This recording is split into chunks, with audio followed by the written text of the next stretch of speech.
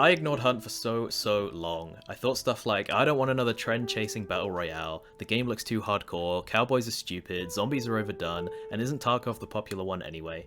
And I was never totally wrong, but having lost a ridiculous amount of evenings to this game over the last few months, I'm here to report that this game is so much more than the sum of its parts, and it's actually pretty criminal how underrated it is. It's kicked out games like Siege and Valorant as our group's current shooter of choice, and personally it's fast becoming one of my favourite games of all time. So maybe you're like me, and for one or many of the reasons above, you've also been ignoring this game, but now the player numbers are finally trending upwards, and with a firm content roadmap, you're wondering if this is a good time to jump in.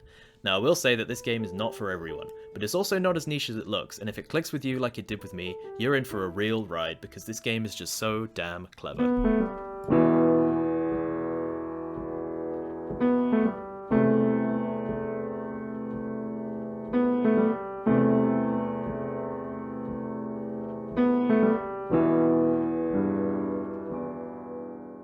So first, a quick rundown of what Hunt is. Your objective is to enter the map with your cowboy-themed character and cowboy-themed loadout of choice, find and kill an NPC boss and get out with his bounty. You find the boss by finding clues around the map that are always at or around named and fixed locations on the 2 maps the game currently has. Find 3 of these clues, and if you haven't already accidentally stumbled on it, you'll be pointed to where the boss is. The catch being that other teams of players are also on the map hunting for those same clues and that same boss, and there just ain't enough bounties to go around for all of you. So it's a battle royale, sort of. I've seen a lot of debate about this, but to me it feels like a twist on a still young new genre, rather than a wholly new thing. It has all the trappings, but tweaked slightly in a way that fits its hands-off approach to design. For example, there's no big electric ring that forces teams together, instead the clues and bosses serve as a way to gently push people into conflict by their own volition. There's also no rule that there has to be one team left standing at the end. There's never enough bounties for all teams, but nothing is stopping you from just leaving if you've taken a beating early. In fact, running away is a completely viable tactic, and some of the best games I've had involved a mad chase across the map as one team desperately tries to extract with the bounty before the other teams catch up to them. It's a subtle but important distinction. You'll always find a fight if you go looking for it, but there's nothing artificial forcing you into a position you don't want to be in. How many times has a battle royale interrupted a perfectly good gunfight and forced you out of your spot just because the game arbitrarily decided the next fight should take place where the other guys are camped? Hunt is more like, you want a 20-minute shootout over a barn in a swamp in the middle of nowhere? You go for it, I'm just going to be over here looking at cowboy hats, give me a shout when you're done.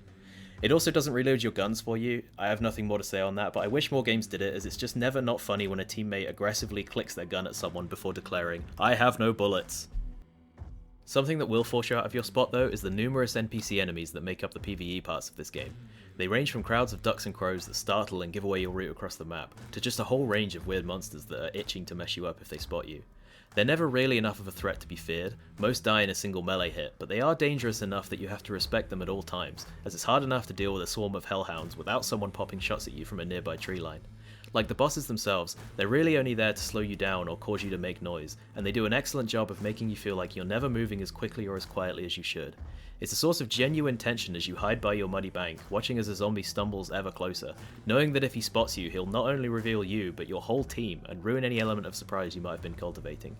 It makes the world feel so alive and busy, when suddenly every field you cross or river you ford is a small but real problem to be solved, rather than something to hold the W key through and ignore on your way to the next objective.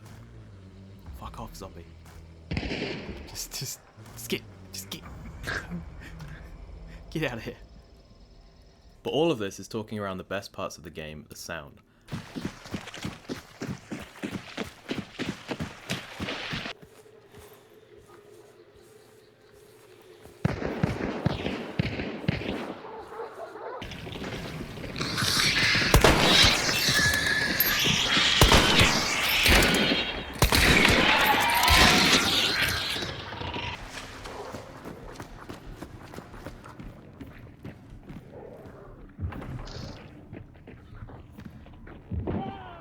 One down. Good shit. I can't think of a game that does sound as well as Hunt, and it's surprising to me that it hasn't gained more recognition on this system alone. Something magical is going on under the hood here, and it will inform every decision you make from the moment you load in to the moment you extract. Every single thing in this game makes a distinct noise that you will be able to identify. You'll be able to tell how far away it occurred, whether it was inside or out, and most importantly whether you need to worry about it or not.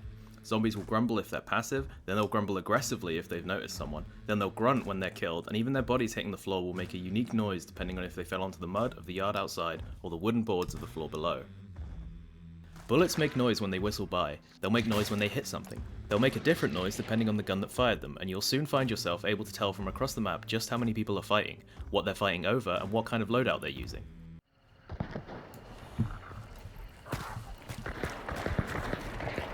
Oh, that's a fight at the church. Oh, at the church. Explosion right there. Even creeping about, your steps will make a subtle noise that attentive players will be listening out for. It means that with smart map movement and enough concentration, you will never truly be ambushed in this game, and if someone ever does get the drop on you, it will be because of a mistake that you made. I've made jokes in some of the gameplay videos I've uploaded before, where I subtitle enemy players' steps as they approach my hiding spot, and even watching the footage back, it's laughably easy to work out exactly where a person is and what they're doing. As of recording this, I've started dipping my toes into the murky Russian waters of Tarkov, and while my impressions are generally positive so far, my lord, it's like I'm playing with earmuffs on constantly with how little I can hear in that game compared to Hunt. Running? Out to the east? Can't see anyone. Yep! One dead. Oh, nice. Two dead. But it's when the gunfights do break out that you start to realise what a great setting for a game this is. The guns in Hunt are loud, violent weapons from a less civilised time that fire accurately and hit hard, meaning you're never more than a single well-placed headshot away from being downed. But like all of the early signs of industrialisation you'll see dotted around the map, they're also primitive, poorly maintained pieces of machinery, and their fire rate and time to reload are usually way worse than you're used to. It means that with a good ambush, gunfights can be over before they've really begun, but once you're in a fight, you are rarely not given the opportunity to react to taking a hit. This can lead to some wonderfully involved shootouts where both teams are desperately trying to outmaneuver each other, sneaking and sprinting to find a better position to squeeze off a couple of shots before ducking back to heal or reload, all with the knowledge that every shot will be alerting every other team in the match that now would be a great time to third party a fight if you're so inclined. It gives each fight a kind of tension, where you want to end it as quickly as possible, but knowing that overexposing yourself in a push that goes wrong is to invite a very swift death. You'll frequently ask yourself, how many rounds do I have time to put back into my revolver before I push? And if you're like me, the answer will always be less than you need. And yeah, there's an eye-rolling amount of revolvers here, but the loadouts are also way more diverse than you'd think the period would allow for. There's something for everyone here, from the shotguns to the sniper rifles, and all of them have their strengths and weaknesses, and all of them are just lovingly rendered with unique sounds and animations. While the initial roster is mostly made up of classic American-made or inherited weapons, later unlocks get a little more exotic and liberal with their inspirations. I'm no history buff, but trust me when I say you're going to see a lot of World War I inspired weapons here a couple of years too early, but there's nothing so ridiculous that it feels out of place. Even the bomb lance, simply a lance that shoots bombs, a weapon that looks straight out of Bloodborne, has at least some real-life inspiration, and it makes sense that a swamp full of zombies would attract some deranged inventors eager to test their crazy monster hunting weapons. The unlock system in general has a great sense of progression that feels as if it goes hand in hand with your knowledge of the game and its systems. Your early game characters will start off looking crisp and clean, their favourite white shirt and cowboy hat on proud display along with their shiny new repeater rifle, eager to make a name for themselves.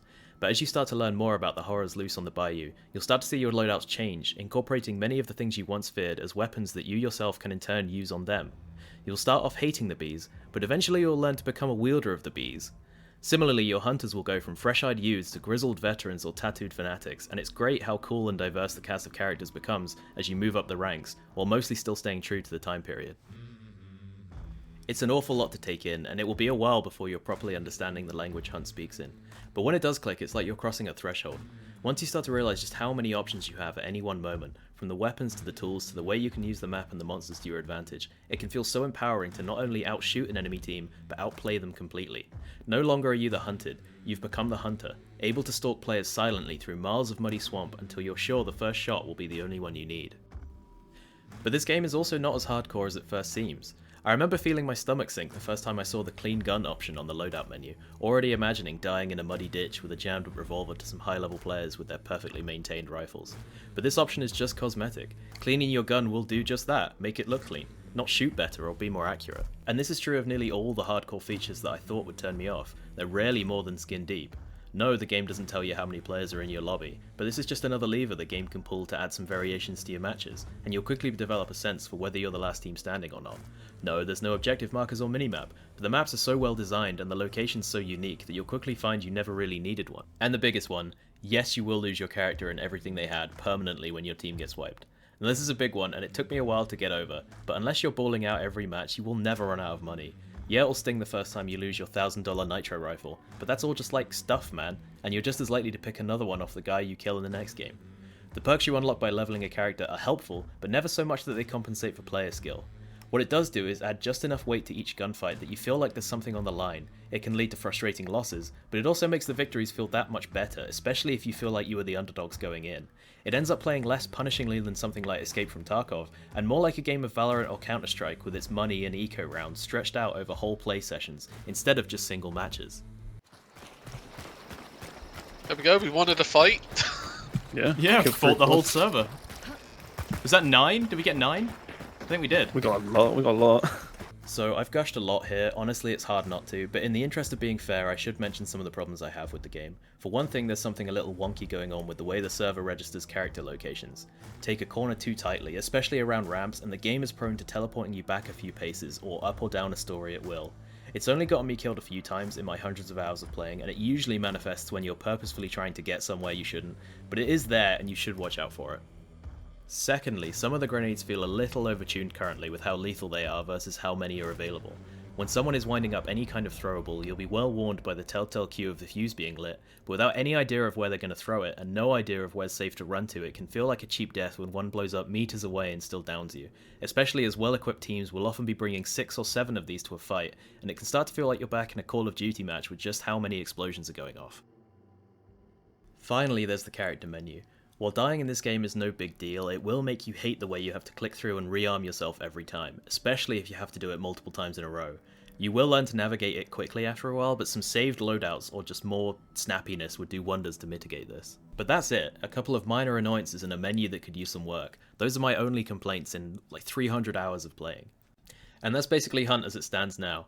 If any of this has sounded even remotely appealing, then you've got to at least check this game out, as I've probably not done it proper justice and I've definitely not covered everything. The game has been out for a little while now, it's currently on sale on Steam as of this recording, it's got a healthy population that's slowly but surely going up and is getting regular updates alongside big content updates. It just finished a winter event and there's a new map and boss coming early this year. If you do try it out and you have any questions, then feel free to send me a message on here or on Twitch, where I'm streaming this game all the time. If you want to see more Hunt actual gameplay, then I've got a whole bunch of other videos on this channel. If you've made it this far, thanks a lot for watching, and I hope to see you in game. Alright. He's down. Good shot, Will.